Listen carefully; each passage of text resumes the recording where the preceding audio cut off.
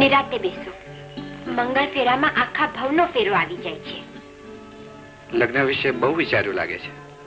લગ્ન પુરુષ માટે તો જીવનનો એક પ્રસંગ છે, પણ નારી માટે તો આખું જીવન છે. એવું કોઈ લેખકે લખ્યું છે ખરું? હું તો એનાથી વધારે ધારું છું. લગ્ન એ નારીનો બીજો અવતાર છે. બીજો અવતાર? હા, લગ્નમાં નારીનું પુત્રી તરીકે મૃત્યુ થાય છે અને પત્ની તરીકે જન્મ થાય છે. પુત્રી અને પત્નીની વચ્ચે નારીનું એક ત્રીજું સ્વરૂપ પણ હોય છે ઉષા, પ્રિયતમાનું. પ્રિયતમા પણ આખરે તો એના પ્રીતમની પત્ની જ બને છે ને? ના ઉષા, હંમેશા એવું નથી બનતું. જે પ્રિયતમા એના પ્રીતમની પત્ની ન બની શકે એને પ્રિયતમા બનવાનો અધિકાર નથી, પત્ની બનવાનો અધિકાર નથી. તો તને પણ મારી પત્ની બનવાનો અધિકાર નથી ઉષા. અરુણ! હા, તું માત્ર આ ઘરની વહુ બનીને રહેશે. અરુણ, તમે આ શું બોલો છો? નહીં, તારું પાપ બોલે છે. એવું તે શું પાપ કર્યું છે? હા,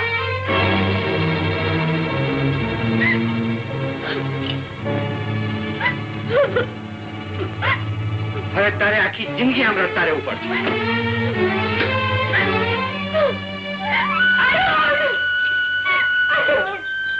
મારી વાત તો સાંભળો અરુણ. દરવાજો ખોલો અરુણ, દરવાજો ખોલો. મારી વાત તો સાંભળો.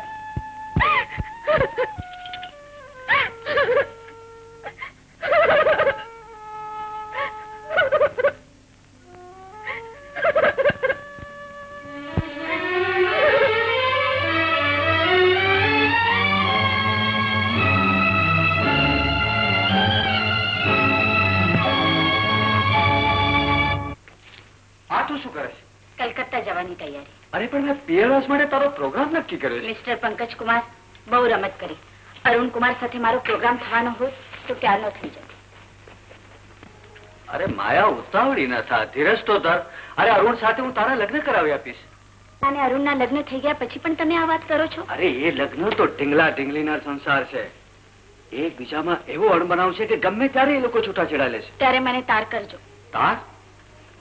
માયા, તારે ઉષાના અંતરના તાર તોડવા પડશે, અરુણના અંતરના તાર જોડવા પડશે. તારે મારી યોજનામાં સાથ આપવો પડશે. તમારી યોજના એટલે ઉષા તમારી થાય અને અરુણ તારો થાય.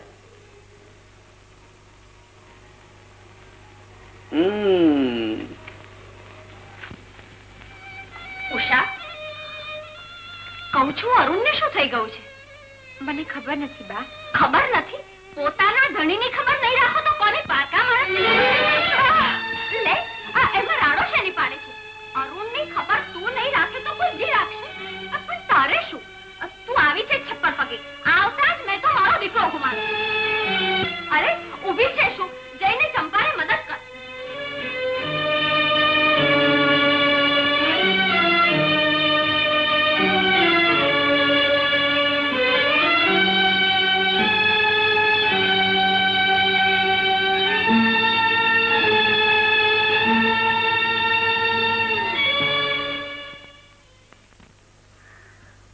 પંકજ જી બોલો.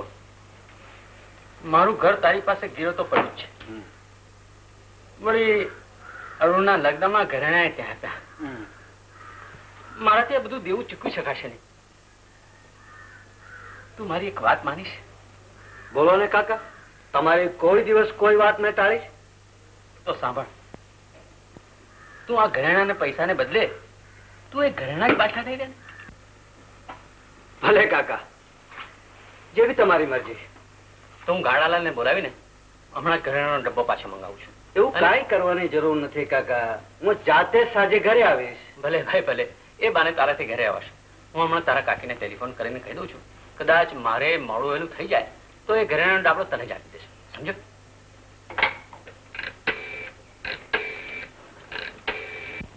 ભલે, સમજી ગઈ. સારું.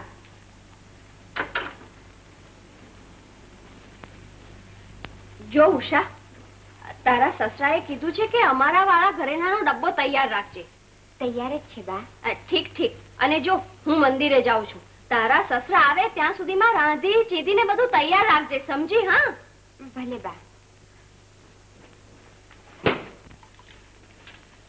ચંપા, તને મદદ કરું? ના રે ભાભી, અદન ઉકળશે. ત્યાં સુધી ઉપરનો ઓરડામાં કચરો કાઢ્યો. તમે આરામથી બેસો. ભલે.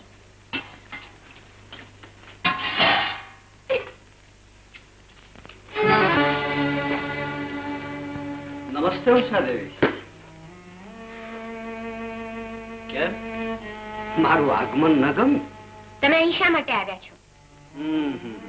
ઉષા દેવી, આ તમારું પિયર નથી, હા, તમારું સાસરું છે. એટલું સમજતા હો તો અરુણ આવે ત્યારે આવજો. મારે અરુણનું નહીં, ઉષાનું કામ છે. બોલો, શું કામ છે? મારે તારું લગ્ન જીવન સફળ કરવું છે. એ તમારું કામ નથી, મારું કામ છે. ના ઉષા, તું હારી જઈશ અને હવે અરુણ તારા હાથમાં રહ્યો નથી. મારા હાથમાં ભલે ન હોય, પણ મારા હૈયામાં તો અરુણ છે જ. એને તો ત્યાં પરાગ દેખાય છે. પરાગ તો મારો ભાઈ છે. પણ હું તારો ભાઈ નથી. હું તો ઈચ્છું છું કે હું તારો. તમે અહીંથી ચાલ્યા જાઓ. તું પણ મારી સાથે ચાલુ છે. હજી આ ઘરમાંથી હું તને મારે ઘરે લઈ જવા તૈયાર છું. હું તારા વગર જોરું છું. હું તને ઝંખું છું. ઉષા,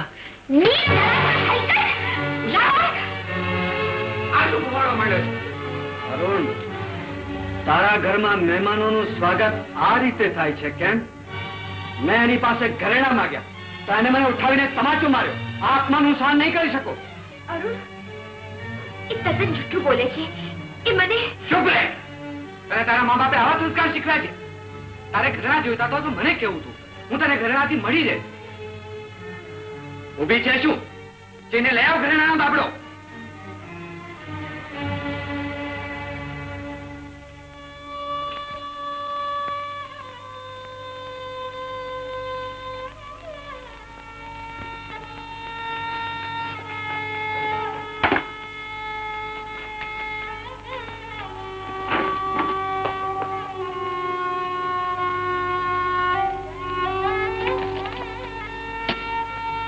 તમે બધા શું મને બુદ્ધુ માની બેઠા છો?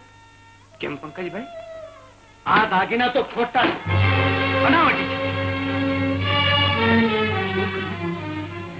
ખોટા દાગીના? ભાઈ પંકજ,